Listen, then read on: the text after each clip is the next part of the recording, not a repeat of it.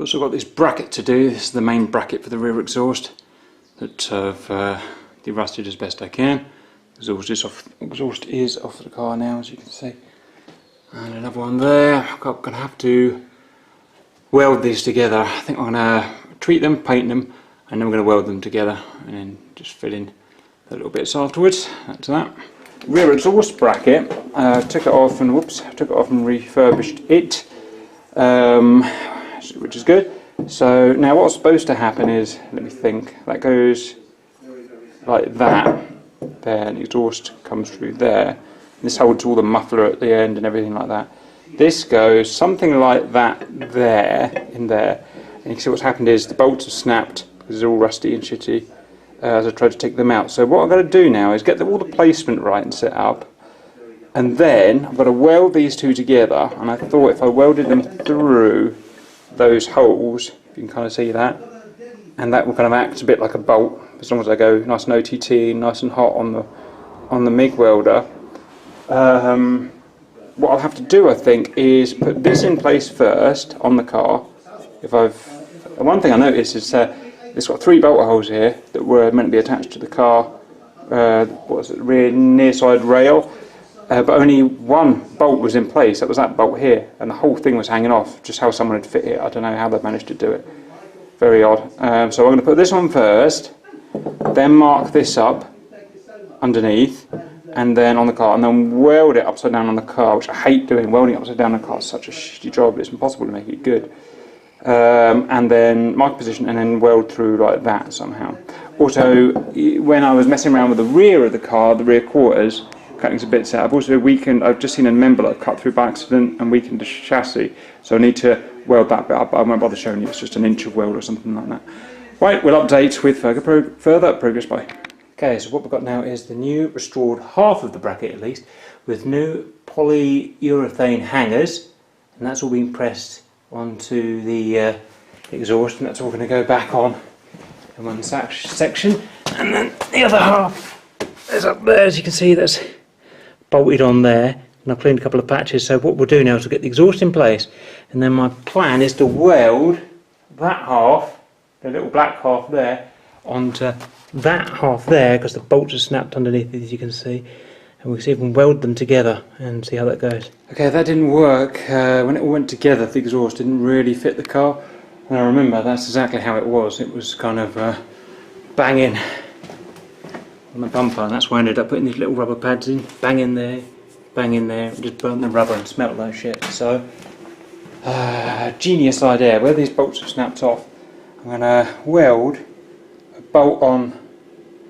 there, and I'm going to weld a bolt on there, offset by 10mm that way, and if you like, offset upwards by 10mm as well, and that will allow the exhaust to offset 10mm downwards and 10mm to starboard, which should hopefully clear the problem and sort everything out. I think. Let's see how that goes. Welcome back. So halfway through welding these bolts on. So I'm literally just welding these 2 bolts on. You can see where the original bolts were there, and kind of in there, they've snapped, and I'm moving them 1/2 inch that way and 1/2 inch that way, as you can see. So what I've done is a few little spot welds.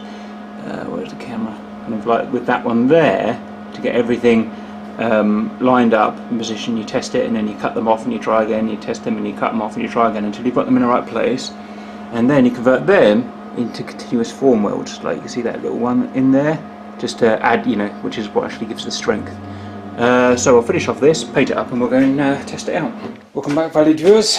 So exhaust is on. The fitment is not perfect, but it's much better than it was. We've now got a 1/2 inch gap over there where it was basically rubbing on the bodywork before, which is rubbish, and we've now got kind of just over 1/4 inch there, whereas it's rubbing against this little rubber pad that I put on last time, and kind of melting the rubber. So, and it's pretty solid, so I don't think it's going anywhere.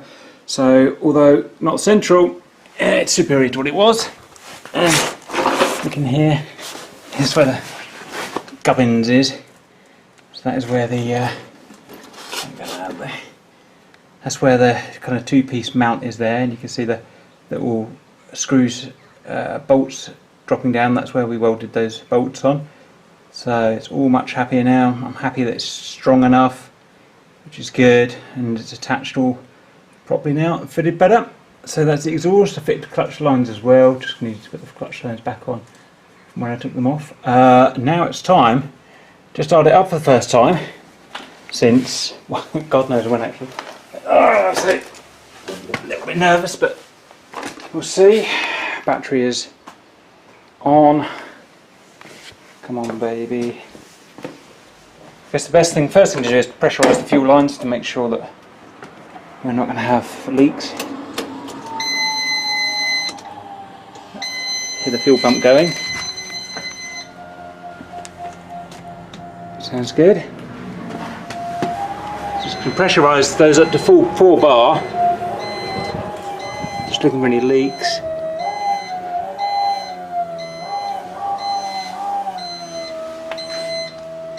Nothing obvious. Taking the engine bay. Everything appears to be holding. You can tell they're full. It's the new filter and everything. Right. Here goes nothing. Come on, baby. Oh no.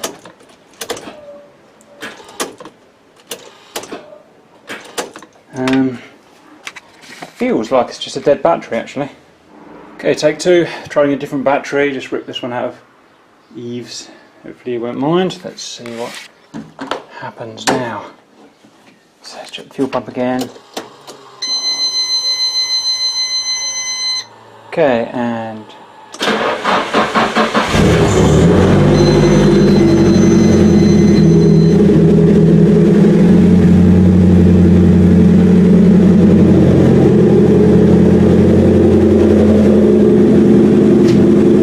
looking for any fuel leaks or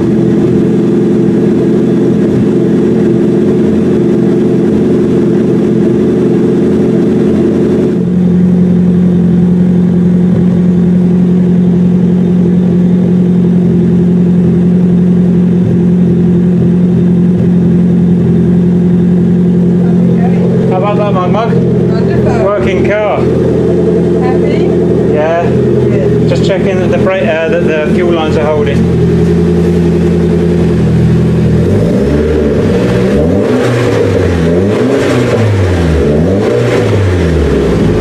Ooh. Now I remember why the effort was worth it.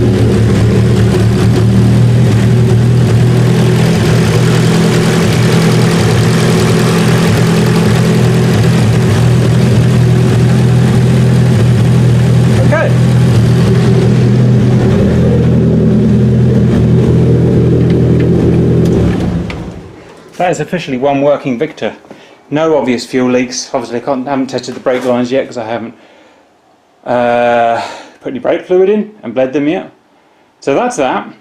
That's a good feeling. That's a lot of work. It's probably approaching 100 hours I've put in now, which is, you know, it's a lot of work, like £5,000 worth of labour or something stupid.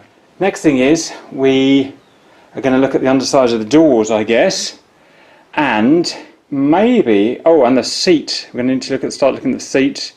They need fitting properly and safely, and maybe after that start going on to the actual bodywork, the exterior bodywork. How interesting. Right, all good. See you later.